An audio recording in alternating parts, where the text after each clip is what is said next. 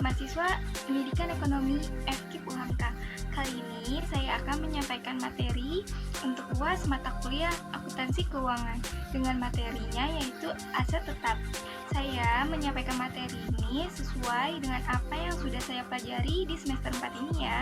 Yuk disimak videonya, semoga bermanfaat ya.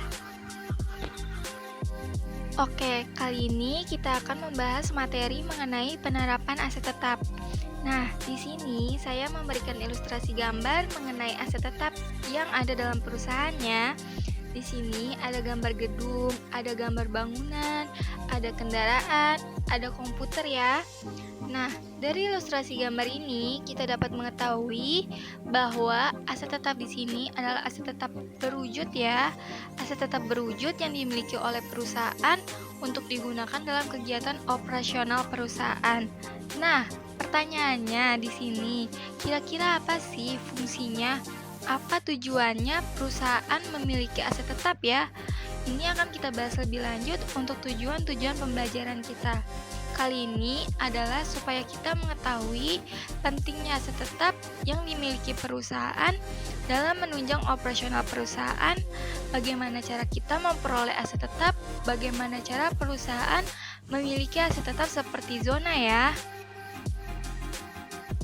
Oke, selanjutnya sebelum kita masuk ke materi kita, di sini saya telah membuat peta konsep, artinya poin-poin pokok yang akan kita bahas mulai dari pengertian aset tetap, karakteristik aset tetap, penilaian, dan akun-akun aset tetap sampai ke pencatatan harga perolehan.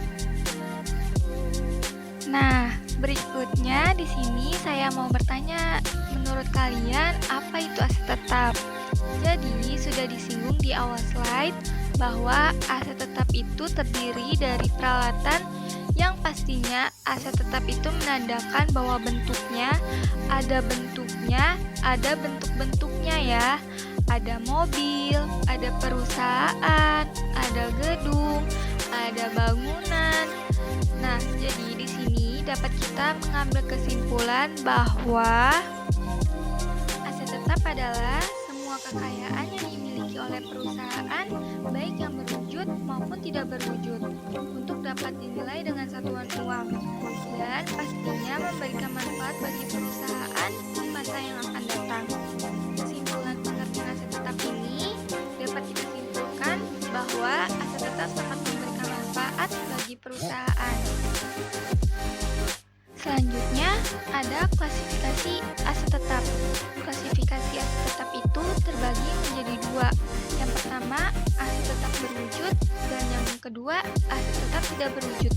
Dari kalimatnya saja kalian pasti sudah paham. Yang dimaksud dengan aset tetap, untuk hasil tetap berwujud berarti aset tetapnya memiliki bentuk wujud. Contohnya, tadi ada tanah, gedung, dan peralatan. Yang kedua, aset tetap tidak berwujud berarti tidak memiliki bentuk wujud, tetapi memiliki atau memberikan manfaat kepada perusahaan. Contohnya apa? Yaitu nama baik, selanjutnya ada hak cipta, ada hak paten, dan lain-lain. Sampai di sini saya harap kalian bisa mengerti ya. Oke, kita lanjutkan.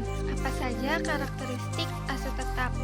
Jadi, tidak semua aset yang dimiliki perusahaan dikelompokkan ke dalam aset tetap ya, harus mempunyai karakteristik.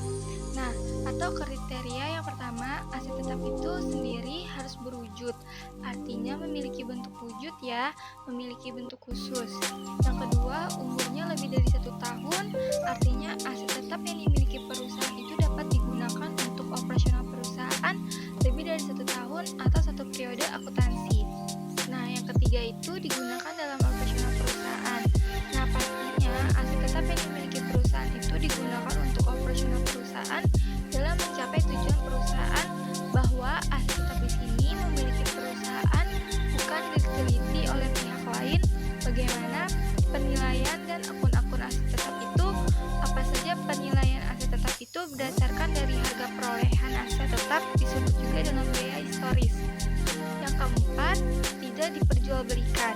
Di tempat berdirinya usaha, tidak untuk diperjualbelikan tapi digunakan untuk operasional perusahaan. Yang kelima, yaitu ada material, artinya memiliki nilai yang cukup tinggi. Aset tetap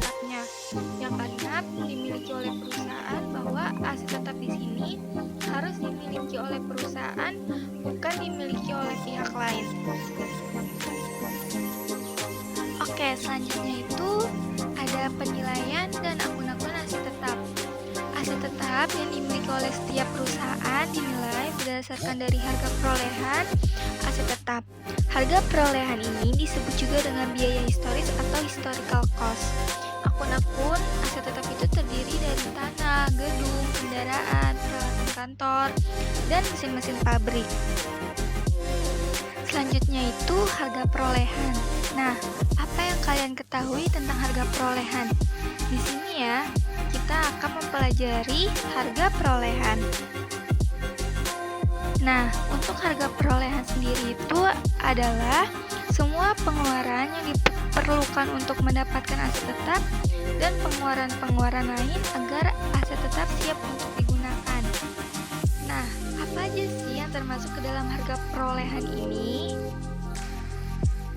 Harga perolehan itu meliputi apa saja ya? Jadi, harga perolehan itu meliputi harga beli, ada beban angkut, ada beban pemasangan, ada biaya import, ada biaya balik nama, dan lain-lainnya yang bisa mempengaruhi nilai harga dari aset itu sendiri. Jadi, itu semua ditambahkan, itulah yang dinamakan dengan harga perolehan. Nah, selanjutnya bagaimana cara perolehan aset tetap? Jadi, seperti halnya kita di rumah, mungkin orang tua kalian ada yang memiliki motor, ada yang memiliki mobil nanti malam. Bagaimana caranya kita orang tua kalian mendapatkan itu semua? Bisa kita beli dengan secara tunai atau kredit. Bisa pembelian secara gabungan. Yang ketiga, bisa kita peroleh dari membuat sendiri yang tepat. Aset tetap juga bisa diperoleh dengan pertukaran. Artinya, bisa dipertukarkan sejenisnya, bisa yang tidak sejenis. Contohnya nih, kalau pertukarannya sejenis motor, kita sudah tidak layak pakai lagi, kita mau jual ganti yang baru, berarti kita menambahkan biaya lagi selanjutnya, karena aset yang kita jual itu pasti sudah berkurang harganya ya. Oke, selanjutnya bisa kita dapatkan melalui pembelian atau donasi ya. Yang terakhir diperoleh melalui pertukaran dengan surat berharga. Di sini saya membuat salah satu contoh bagaimana pencatatan harga perolehan dengan pembelian secara tunai.